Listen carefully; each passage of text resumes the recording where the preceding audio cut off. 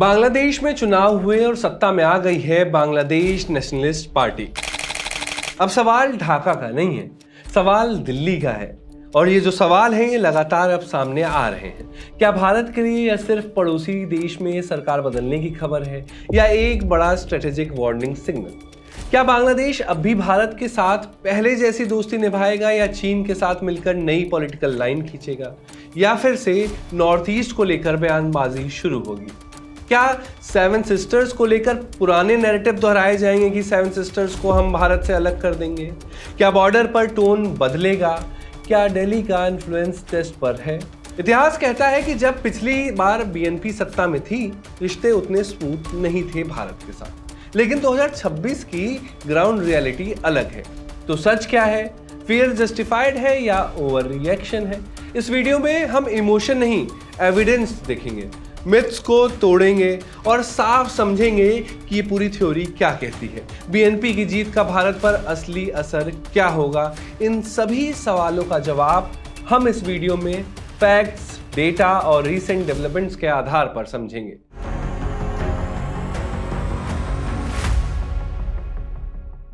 नमस्कार, मैं नीलांजन तिवारी। आप देख रहे हैं दुनिया की बातें, और दुनिया की बातें के इस एपिसोड में हम भारत और बांग्लादेश के रिश्तों पर बात करेंगे जो चुनाव के बाद पैदा हो रहे हैं। सबसे पहले इतिहास को समझते हैं।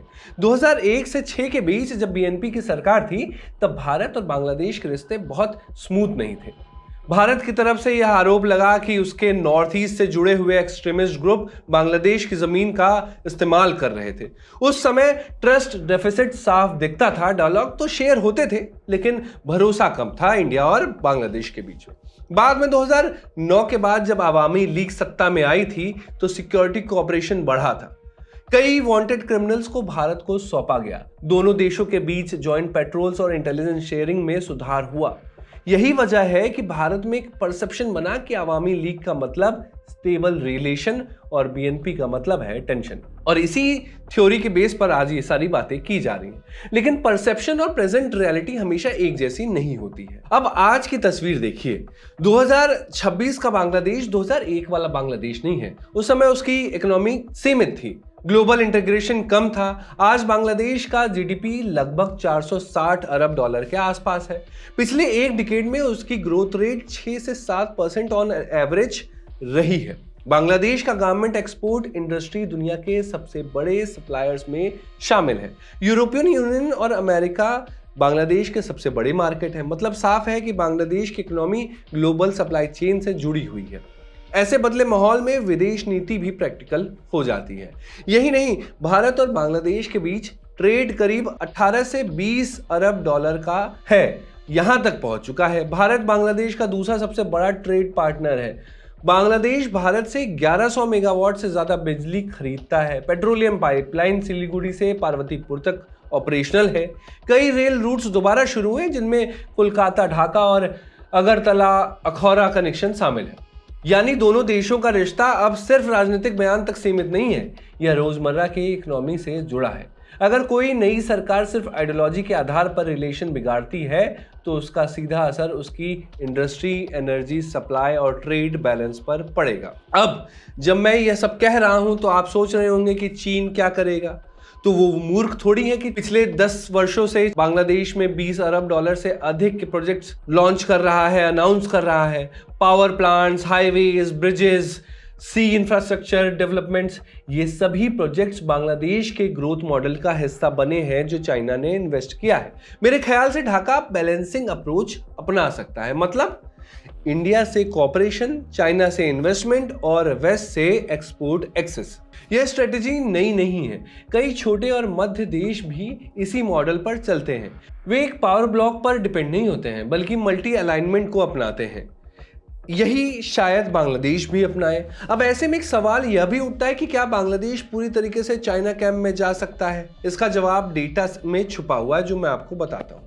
बांग्लादेश का एक्सपोर्ट स्ट्रक्चर देखें तो उसका बड़ा हिस्सा यूरोप और अमेरिका को जाता है। अगर वही पूरी तरह चाइना की तरफ झुक जाता है बांग्लादेश, तो वेस्ट के साथ टेंशन बढ़ जाती है, तो उसकी एक्सपोर्ट इकोनॉमी को नुकसान होगा। हाल के वर्षों में उसे आईएमएफ से फाइनेंशियल असिस्टेंस लेनी पड़ी थी। इसका मतलब है कि फिजिकल स्टेबिलिटी उसके लिए प्रायोरिटी है। ऐसे में वह किसी बड़े जियोपॉलिटिकल रिस्क को आसानी से नहीं ले सकता। अब बॉर्डर की बात करते हैं कि इंडिया बांग्लादेश बॉर्डर लगभग 4096 किलोमीटर लंबी है। Illegal migration, cattle smuggling, border firing जैसी घटनाएं दोनों देशों की राजनीति में मुद्दा हमेशा से रही हैं। बीएनपी के सत्ता में आने से वह डोमेस्टिक ऑडियंस के लिए इन मुद्दों पर स्ट्रॉन्ग लैंग्वेज इस्तेमाल कर सकती है क्योंकि वो राष्ट्रवादी नेचर की है। लेकिन 2015 का लैंड बाउंड्री एग्रीमेंट हमें याद दिलाता है कि दशकों पुरानी एनक्लेव प्रॉब्लम भी बातचीत से हल हो सकती है। उस समझौते के तहत 162 एनक्लेव का आदान प्रदान हुआ था। दोनों देशों के बीच में हजारों लोगों को सिटीजनशिप क्लैरिटी मिली थी। यह दिखाता है कि दोनों देशों के बीच ट्रस्ट बिल्डिंग पॉसिबल है, भले ही राजनीतिक मतभेद हों। वाटर शेयरिंग इशू है, अहम इशू है। तीस्ता रिवर एग्रीमेंट सालों से पेंडिंग है। बांग्लादेश में यह पॉलिटिकल इशू है क्योंकि नॉर्दर्न एरियाज में पानी की कमी महसूस होती है। बीएनपी इस मुद्दे को जोर से उठाती है, लेकिन यह सिर्फ फॉरेन पॉलिसी का मामला नहीं है। इसमें भारत के राज्य स्तर की राजनीति भी जुड़ी हुई है, इसलिए समाधान कॉम्प्लेक्स है लेकिन असंभव नहीं है। अब वेस्टर्न कंट्रीज की नजर भी समझनी होगी कि इसे वेस्टर्न कंट्रीज कैसे देख रहा है। द गार्जियन ने हालिया विश्लेषण में लिखा है कि Bangladesh Indo Pacific power competition का हिस्सा बन चुका है। अमेरिका ने पहले इलेक्शन ट्रांसपेरेंसी को लेकर वीजा पॉलिसी अनाउंस की थी। इसका मतलब है कि ढाका की नई सरकार को सिर्फ भारत नहीं देख रहा है, बल्कि वॉशिंगटन और बीजिंग भी क्लोजली मॉनिटर कर रहा है। इसलिए उसकी फॉरेन पॉलिसी सिर्फ बायलैटरल नहीं बल्कि ग्लोबल प्रेशर के बीच तय होंगी। अब एक और एंगल जोड़ते हैं, डिफेंस कोऑपरेशन का। बांग्लादेश ने हाल के वर्षों में चीन से मिलिट्री इक्विपमेंट खरीदे थे, जिनमें सबमरीन्स भी शामिल है। इससे भारत की चिंता बढ़ी थी, लेकिन उसी समय बांग्लादेश ने भारत और अमेरिका के साथ जॉइंट एक्सरसाइजेस भी की। इसका मतलब साफ है कि बांग्लादेश पहले भी ये कर चुका है कि एक तरफ सिर्फ अलाइनमेंट नहीं करना है, बल्कि मल्टीपल पार्टनर्स के साथ काम करना है। अब मिथ वर्सेस रियलिटी समझते हैं। मिथ यह है कि बीएनपी आएगी तो गोलीबारी होगी इंडिया के बीच में और बांग्लादेश के बीच में, जबकि रियलिटी यह है कि ओपन कन्फ्रंटेशन इकोनॉमिकली कॉस्टली होगा। मिथ यह है कि बांग्लादेश पूरी तरह चाइना की तरफ झुक जाएगा और इंडिया से लोहा लेगा। रियलिटी यह है कि उसकी एक्सपोर्ट इकोनॉमी वेस्ट पर डिपेंड करती है और एनर्जी लिंकेज इंडिया से मजबूत है। अब ऐसे में आप सोच रहे होंगे कि सबसे रियलिस्टिक सिनेरियो क्या होने वाला है जब तारिक वहां पर प्रधानमंत्री बनेंगे। तो मेरा जवाब होगा ट्रांजैक्शनल डिप्लोमेसी, यानी भावनात्मक दोस्ती कम और इंटरेस्ट बेस्ड पार्टनरशिप ज्यादा। ढाका वहां पार्टनरशिप रखेगा जहां उसे फायदा दिखेगा। इंडिया से एनर्जी और कनेक्टिविटी, चाइना से इंफ्रास्ट्रक्चर फंडिंग, वेस्ट से ट्रेड एक्सेस। इंडिया के लिए लेसन साफ है, रिलेशंस को सिर्फ किसी एक लीडर की पर्सनल केमिस्ट्री पर डिपेंड नहीं करनी चाहिए। Institutional engagement, trade agreements, energy projects और रेगुलर डायलॉग, ये लॉन्ग टर्म स्टेबिलिटी के पिलर्स हैं। अगर ये मजबूत रहते हैं तो लीडरशिप चेंज से बड़ा फर्क नहीं पड़ता है।